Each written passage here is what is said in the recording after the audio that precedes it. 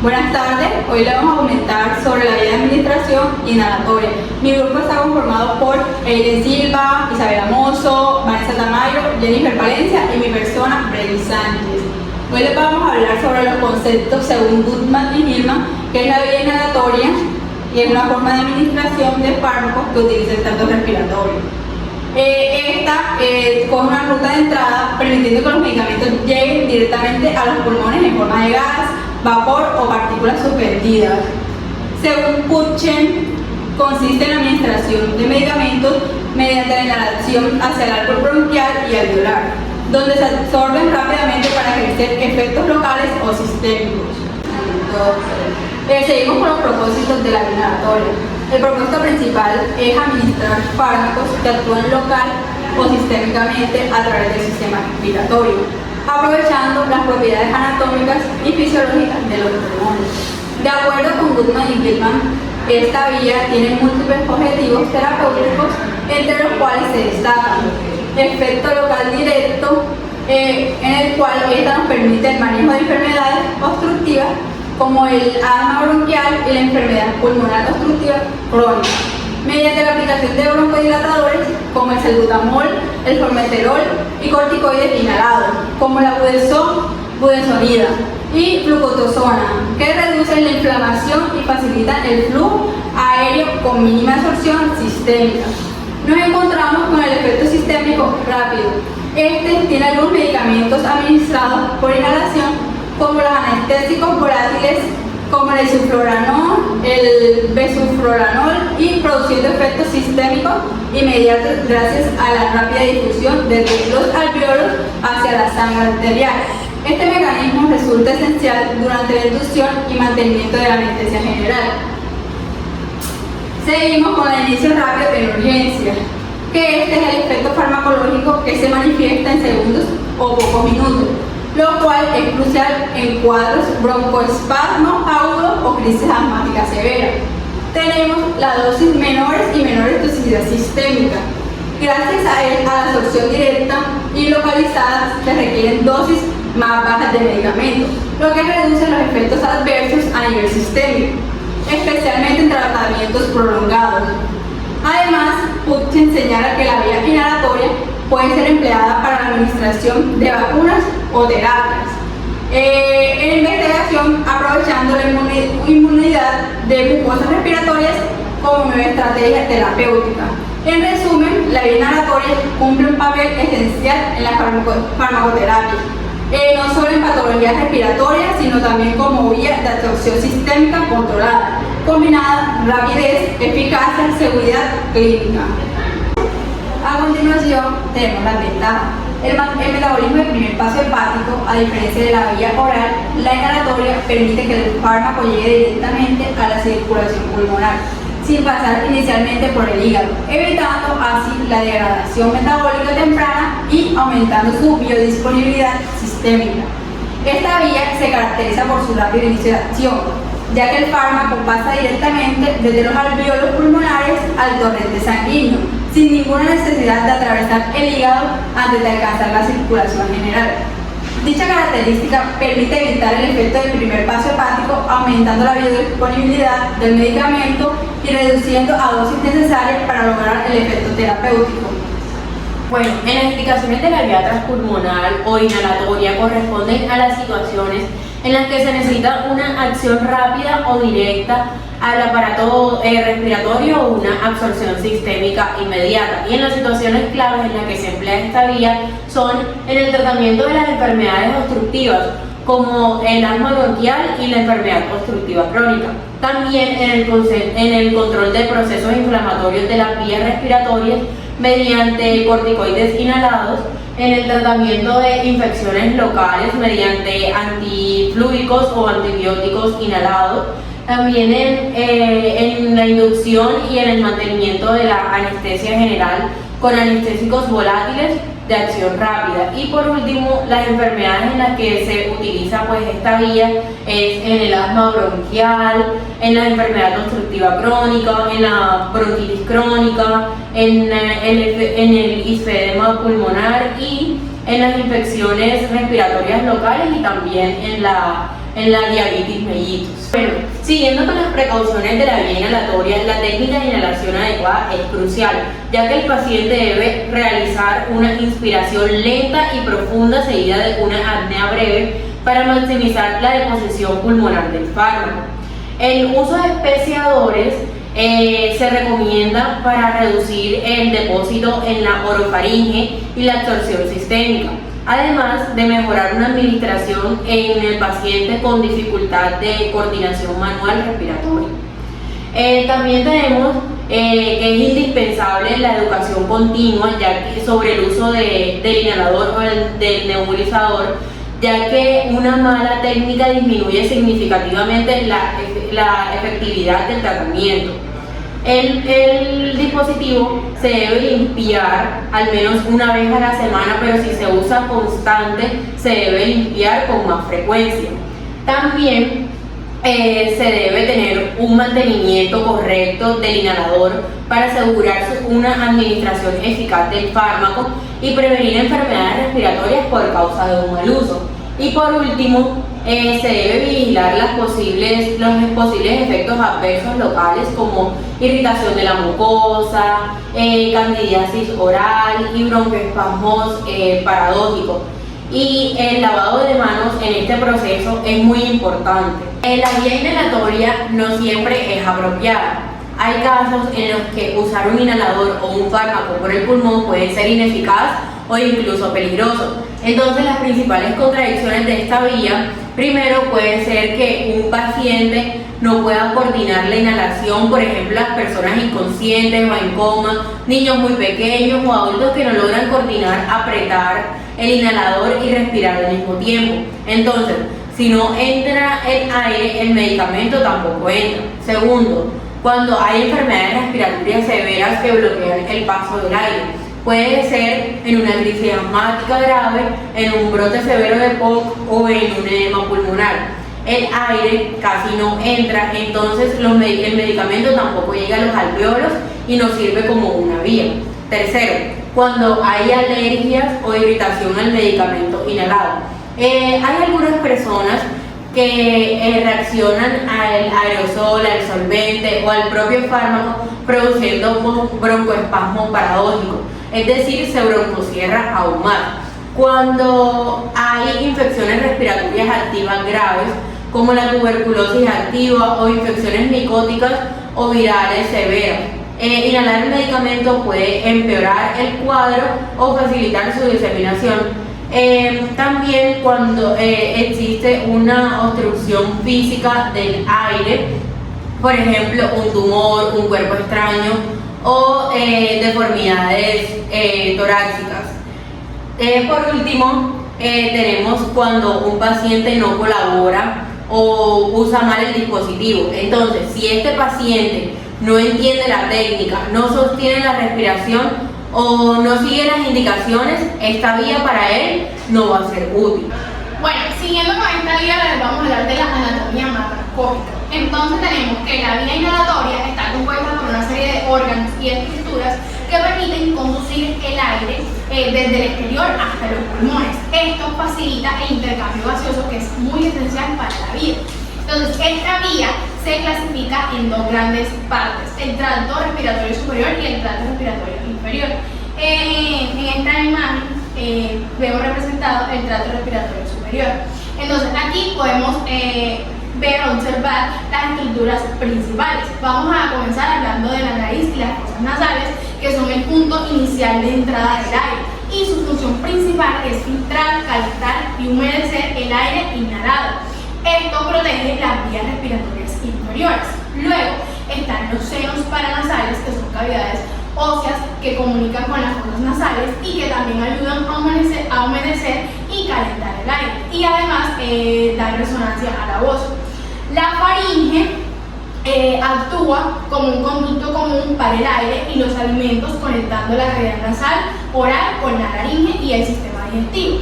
Y por último tenemos la laringe, que en su parte superior, por encima de las cuerdas vocales, es una estructura cartilaginosa con función protectora y fonatoria. Bueno, ahora seguimos con la anatomía macroscópica del tracto respiratorio inferior. Bueno, aquí observamos claramente el tracto respiratorio inferior, que comienza desde la laringe inferior por debajo de las cuerdas vocales.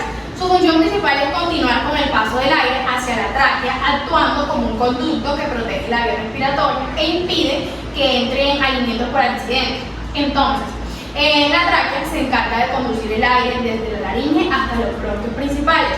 Sus anillos de cartílago mantienen la vía abierta y sus cilios y mucosidad ayudan a filtrar las partículas y los microorganismos. A partir de ahí, la tráquea se divide en dos bronquios principales, el derecho y el izquierdo, que transportan el aire hacia cada pulmón. Estos se ramifican en bronquios lobales y segmentarios, los cuales distribuyen el aire a los lóbulos y los segmentos pulmonares. A medida que los bronquios se van haciendo más delgados, el cartílago disminuye y aparecen los bronquiolos, que regulan el aire mediante la broncoconstricción y broncodilatación. Bueno, luego los bronquios terminales y respiratorios, que son las últimas ramificaciones que tenemos antes de llegar a los alveolos, que su función es conducir el aire de forma uniforme hacia las zonas donde se va a realizar el intercambio gaseoso.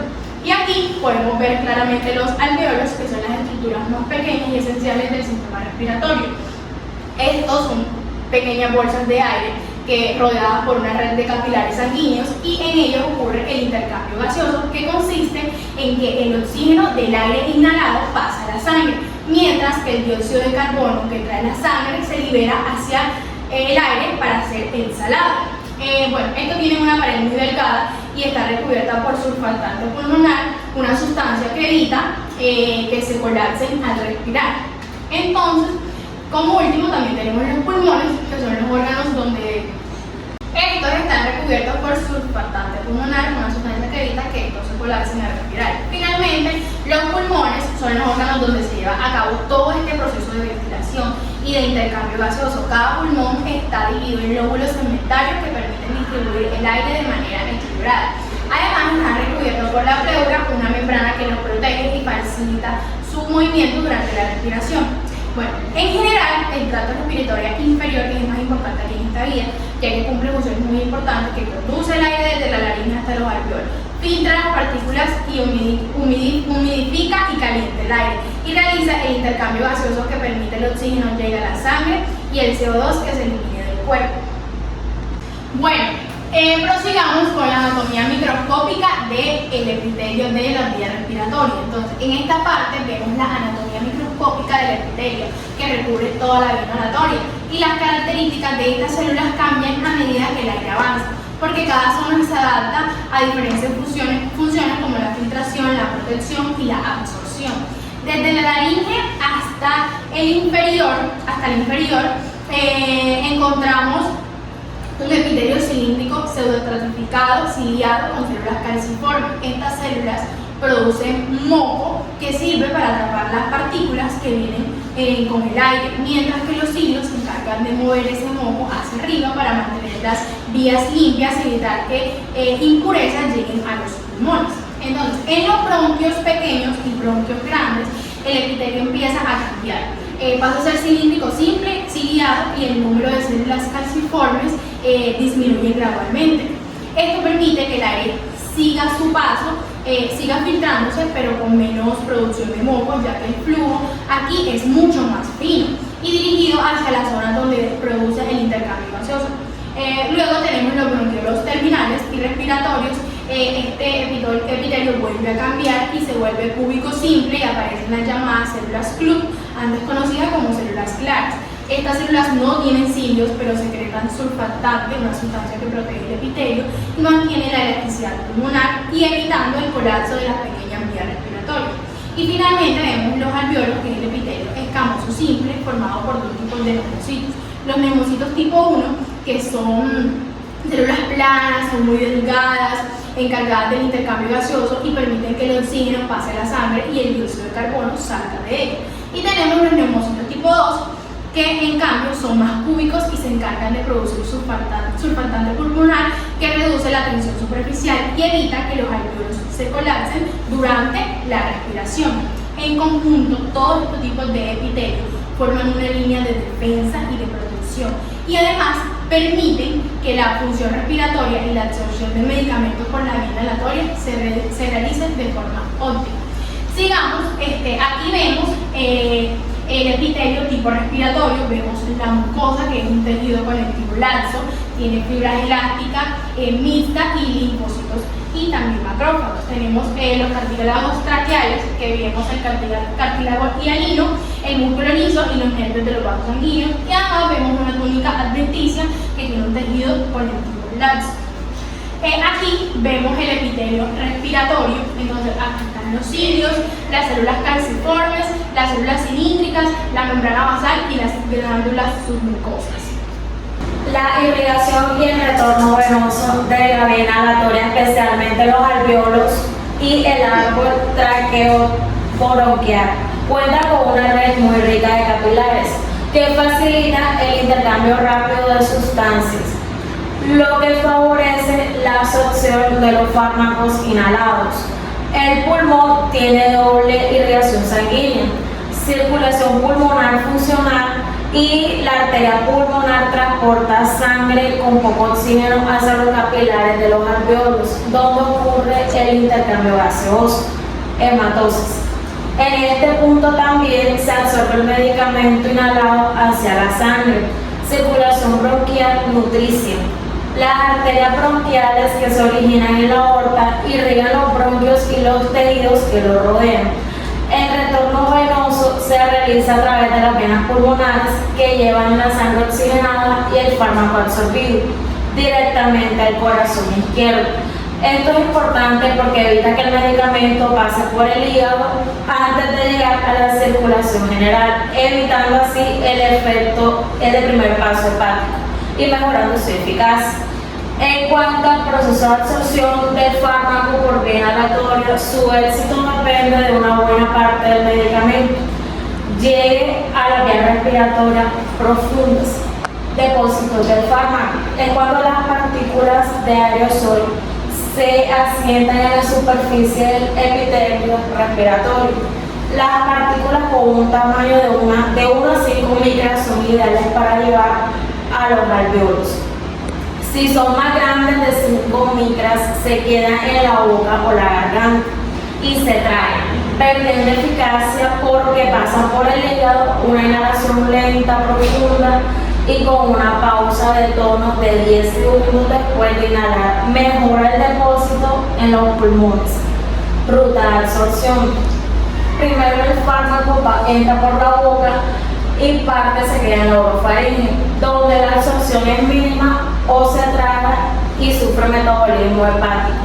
Las partículas más pequeñas alcanzan los bronquiolos y los alvéolos, donde la membrana alveolo-capilar muy delgada permite una difusión rápida del medicamento hacia los capilares sanguíneos.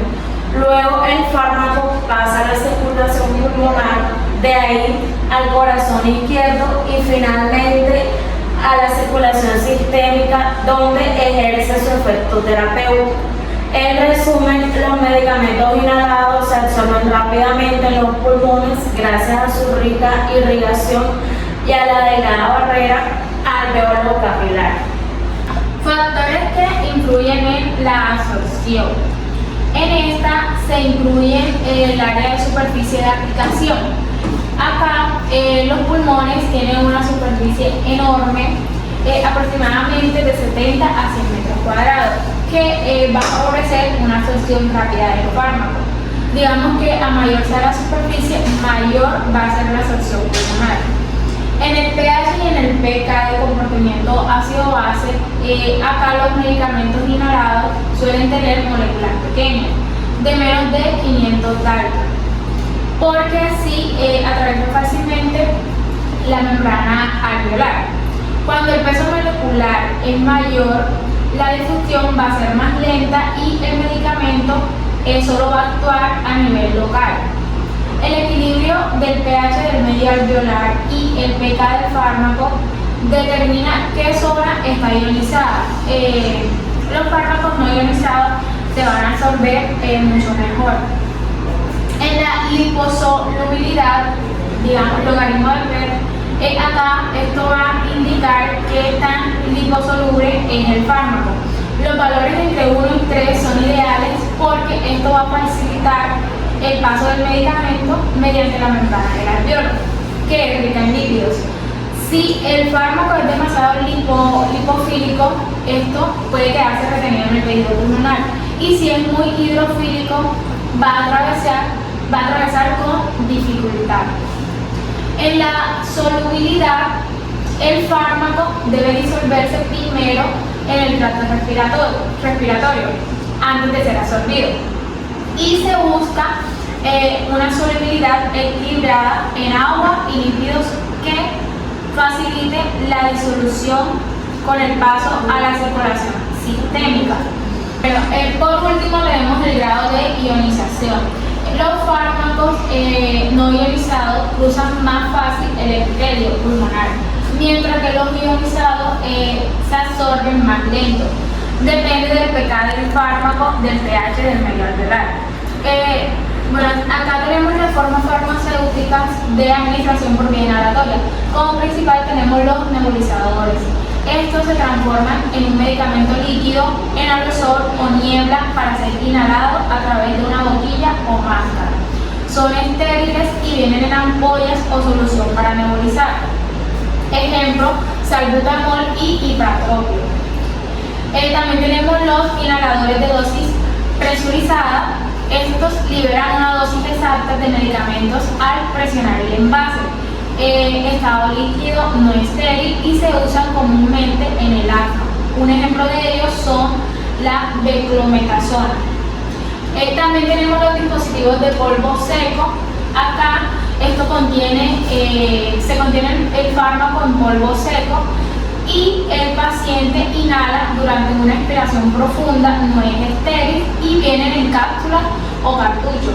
Ejemplo, los formoterol. También tenemos los vaporizadores o inhaladores ultrasónicos. Acá se van a usar ondas ultrasónicas para convertir soluciones en vapor sin necesidad del gas propulsor, y esto permite administrar volúmenes mayores y las soluciones deben de ser estériles. También tenemos soluciones para inhalar y se administran directamente a los pulmones mediante dispositivos especiales y requieren prescripción médica. Son líquidos y estériles y vienen en presentaciones viales o flacos unidosis o multidosis, usadas sobre todo en el asma y en el EPOC.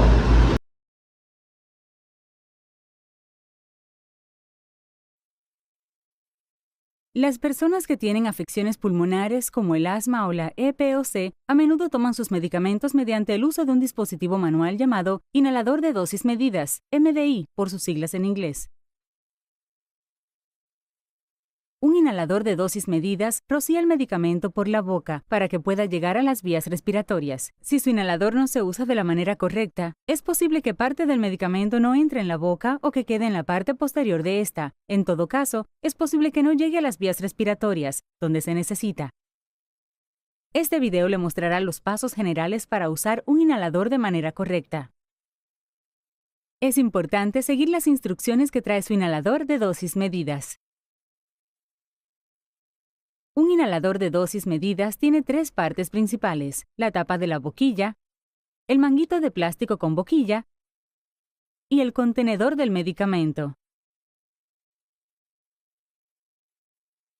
Antes de usar el inhalador de dosis medidas, retire la tapa de la boquilla y agite el inhalador. Si esta es la primera vez que usa su inhalador o si no lo ha usado durante un tiempo, tendrá que cebarlo. Lea las instrucciones para saber cómo y cuándo hacer esto con su inhalador, ya que puede variar según el tipo de inhalador y medicamento.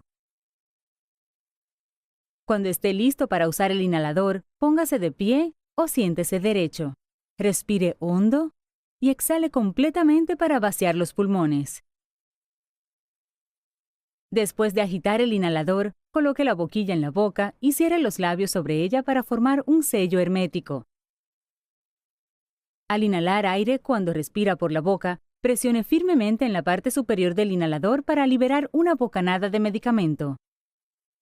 Continúe respirando lentamente por la boca durante 3 a 5 segundos hasta que los pulmones estén completamente llenos. Se recomienda contener la respiración contando aproximadamente hasta 10. Finalmente, exhale lentamente por la boca. Si su dosis de medicamento requiere 2 inhalaciones, puede que tenga que esperar antes de tomar la segunda inhalación. Siga las instrucciones que trae su inhalador para saber cuánto deberá esperar entre inhalaciones. Después de usar un inhalador de esteroides, enjuáguese la boca con agua y escúpala. Es importante mantener el inhalador limpio para que funcione correctamente. Lea las instrucciones de su inhalador para ver la manera correcta de limpiarlo. El uso adecuado del inhalador de dosis medidas puede ayudarle a controlar los síntomas de su afección pulmonar. Si tiene preguntas sobre el uso de su inhalador, hable con su proveedor de atención médica o farmacéutico. Pídales que observen cómo usa su inhalador para ver si lo está usando correctamente. Cómo usar un discus. La Asociación Americana del Pulmón le ofrece este video. Sujete el discus en posición horizontal con una mano y coloque el dedo pulgar de la otra mano en el hueco reservado para ello. Deslice el dedo pulgar alejándolo de usted completamente hasta escuchar un clic. Sujete el discus en posición horizontal como si fuera a morder una hamburguesa. Deslice la palanca alejándola de usted completamente hasta escuchar un clic. Aleje el discus de la boca y gire la cabeza. Respire profundamente y exhale. Selle los labios alrededor de la boquilla. Inhale profundamente y sin interrupción por la boca. Contenga la respiración entre 5 o 10 segundos con la boca cerrada o lo máximo que pueda hacerlo con comodidad. Exhale lentamente por la boca.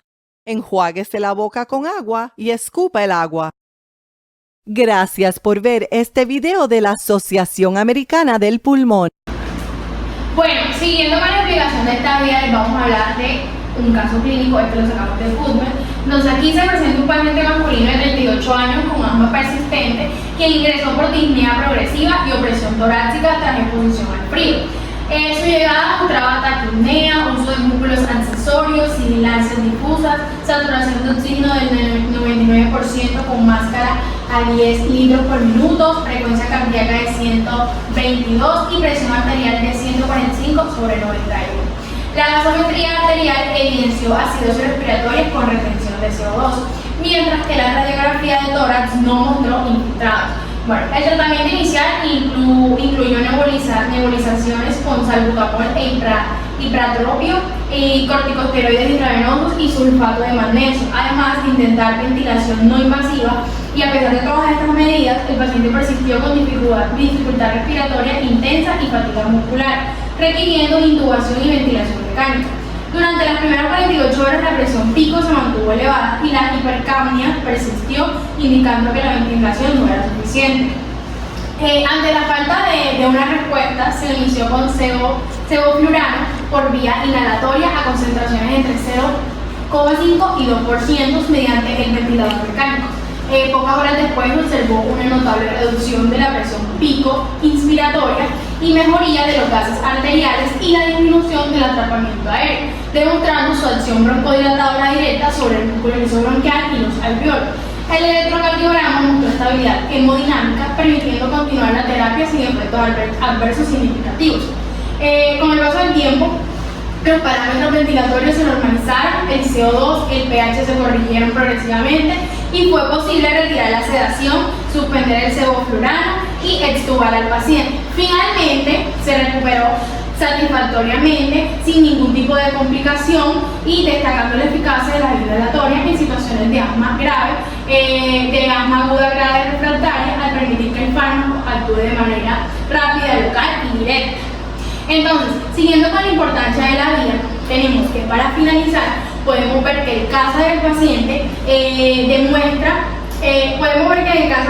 con asma aguda grave tratado con sevoflurano demuestra claramente la importancia de la vía inhalatoria a enfermedades respiratorias, críticas. Esta vía permite que el medicamento llegue directamente a los bronquios y a los alveolos, logrando un efecto rápido, local y con menor riesgo de efectos secundarios.